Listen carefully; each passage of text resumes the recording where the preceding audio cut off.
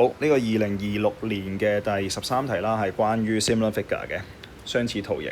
咁我哋可以先將條題目呢，圖像化先啦。簡單解釋下個圖係講緊啲乜嘢。咁首先呢，佢話有個 sphere 啦，即係有個球體啦。咁你可能簡單畫個球體啦，然之後就個半徑個 radius 咧，佢話係10嚟嘅。OK， 咁佢就將佢咧變成乜嘢呢？佢就話將佢 melted， 然之後 recast into 3 similar right circular cylinder。OK，cylinder 嚟嘅，咁就係圓柱體啦。咁我哋可以將佢畫成3個，因為 similar 啊嘛，咁即係一定係放大縮細㗎啦。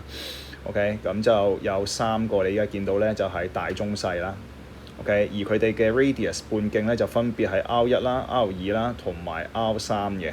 OK， 咁佢哋嘅比例就會係2:3:5。咁留意啦 ，similar figure 咧一定係想考你咧佢嗰個長度嘅 ratio 啦，就會係 square 咗之後咧就會變成係個 area 嘅 ratio。OK， 亦即係咧，以前你哋見過咧有條公式咧就係呢一個啦 ，L1/L2 就係等於即係 square 咗之後就係等於 A1/A2 啦。咁然之後咧，佢哋 length 嘅 ratio 嘅3次方咧，咁就會係個 volume 嘅 ratio 啦，得唔得？我哋陣間其實係會用到呢一個位嘅。OK， 好啦，咁跟住咧，我哋就望一望條題目有咩資料咯喎，冇咯，其實係得咁多。OK， 咁所以咧。咁佢嘅第一個位想考你嘅就當然係溶咗嘅話咧，其實個 volume 係不變㗎啦。咁即係話咧，呢一個你計咗出嚟嘅 volume 咧，就應該係等於呢3個 cylinder 嘅 volume 加埋。OK， 咁所以咧，我哋依家要做嘅嘢咧就係將 OK 嗱 part A 咯，就係將個 sphere 即係個球體嘅公式咧，即係計呢個 volume 嘅公式寫出嚟啦。跟住將3個 cylinder嘅體積咧，我哋都要加埋一齊。咁但係我哋盡量可以越少未知數越好啦。咁所以咧，條問題既然係問你 Vy 啦，即係嗰個 volume of y 嘅體積啦，咁我哋就可以先假設咗個 Vy 先啦。OK，let Vy be the volume of y 啦。OK， 咁中文你就寫翻係假設體積 y 咧就係等於 Vy 啦。好啦，咁你右手邊咧就係 Vy 再加埋隔離嘅 Vx 同埋 Vz 啦，係咪？好啦，咁你留意翻一樣嘢咯，因為佢嘅比例上係2:3。如果我淨係睇 xy 啦 ，OK，mark 翻呢個 x 呢個 y 呢個 z。咁呢兩個嘅 radius 咧，既然係2:3嘅話咧，佢哋嘅體積啦，即係個 volume 咧，就應該係2嘅3次方比3嘅3次方嘅，其實即係8:27。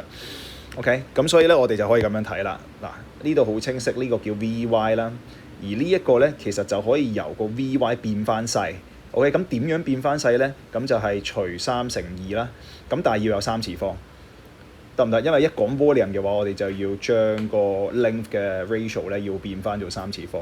好啦，同樣地呢一邊咧，我哋就要將佢變翻大。咁變翻大嘅話就係除3×5啦。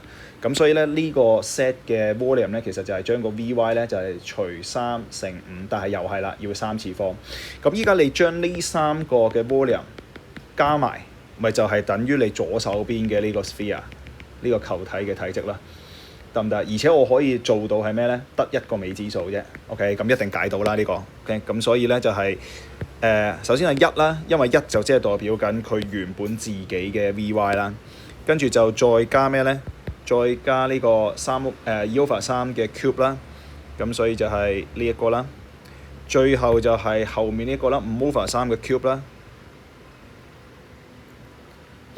OK， 就係咁啦。咁呢個你解方程啦，將呢一嚿嘢除翻過去左手邊啦，咁佢最尾就可以 in terms of pi 嘅。咁你應該會計到咩咧？計到個 Vy 咧就係等於225 pi cm cube。OK， 咁你撳 cal 機呢個掟過去左手邊就得㗎啦。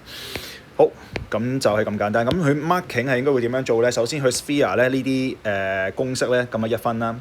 第二就係 similar figure 就一定佔1分㗎啦，最少。OK， 咁就即係你睇到你係識得咧呢個 x、y、z 咧之間嘅關係就係爭咗個3次方。咁呢度係可以睇到嘅。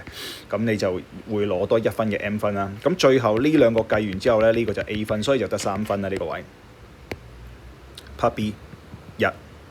好啦，B1咧就係話知道多一個資訊啦，就係個 y 嘅高咧係9。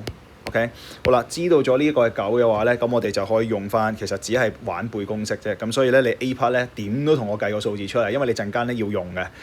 OK， 咁你背公式就梗係背翻 pi r 二次嘅 h 個9嚟嘅，咁就佢俾你噶嘛，咁就應該等於翻個 A part 嘅225 pi 啦。OK， 咁你解方程嘅話，咁個 R2咧就應該好快就可以計到係5啦。OK， 5cm 做完啦。咁啊，所以只係一條背公式2分嘅啫，最多。OK， 呢個1分，呢個2分。好啦，咁 last 咯，最後就係個 B2啦。咁 B2係問乜嘢咧？就話有個人走咗出嚟就話啦，個 set 嘅 total surface area 總表面面積咧就係會大過個 sphere 嘅。OK， 咁但係因為 set 係完全冇資訊嘅，冇資訊咁滯啦，得個5嘅 ratio 啦，咁所以你係要靠個 y 嘅總表面面積咧，跟住就將佢放翻大。OK， 咁因為係面積咧，咁所以放大係要俾個 square 佢嘅。OK， 好啦，咁我哋就開始做啦，可以。咁啊，又係啦，我哋假設咗一啲嘢先啦，我當個 AY 同埋 A set 咧，就係 total surface area。即係總表面面積 of y and z 啦。我嘅中文你就寫翻係設 AY A z 咧就係 y 及 z 嘅總表面面積啦。好啦，咁跟住你就可以寫咧計咗 AY 先啦。AY 咧其實就係個曲面面積啦 ，curve surface area 嗰條公式就係2πrh嘅。咁個 r 你計咗啦係5啦，個高係9啦。咁仲要再加埋個頂同個底嘅兩個圓形面積嘅，咁即係 pi r 二次再乘2啦。OK， 好啦，呢一個咧係計到140派嘅。咁啊，頭先講啦，個 A set 可以點計咧？個 A set 就梗係將個 AY 幫我放翻大佢啦。OK， 嗱，考試你係可以一條式計晒嘅。OK， 咁啊，總之你清楚俾我見到你係有將嗰個 ratio 放大有 square 就 OK 噶啦。咁啊，依家我解釋，所以我先至分2條式慢慢寫俾你睇嘅啫。OK， 咁你就可以由個3去到5啦，咁即係乘5 over 3啦。咁你就將140派乘翻5 over 3，咁呢個係 length 嘅 ratio 嚟嘅啫嘛，長度嘅比例。你要將佢變翻咩咧？變翻2次方。OK， 咁先至會計到係面積嘅。OK， 好啦，咁呢個咧應該會計到個 exact value 咧，應該係呢個數字嘅。咁因為陣間要攞嚟做比較啦，咁我就整個約數啦，大概係等於389派左右啦。OK， 好，咁跟住之後咧，我哋就可以計個 sphere 啦。咁我哋就計咯，volume of sphere 唔係 volume，sorry， 應該係 area of sphere， 即係球體嘅面積。咁球體面積嘅公式就係4πr 二次啦，其實即係400派啫。咁你就好清楚見到嗰個分別啦。